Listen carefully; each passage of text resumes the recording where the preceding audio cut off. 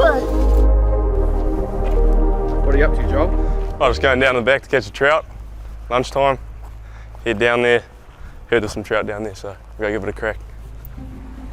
I brought my fishing rod to work because I heard there was trout in the river and I was keen, very keen to go get my first rainbow trout.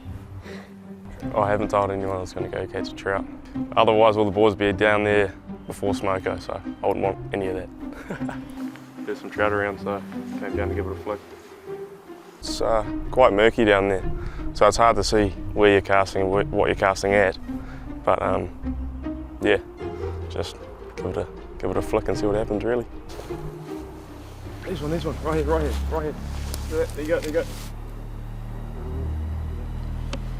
Yeah.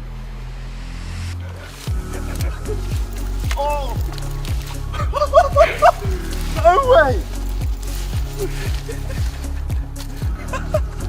Just a big rush of adrenaline, you know, especially seeing there in the water. It's just like, wow. Wouldn't think to see him out the back of my work, eh? So just sight casted this trout. Came around and dropped it right in front of his face. Oh, he obviously wants to go back, so I'll let him go. He's going on.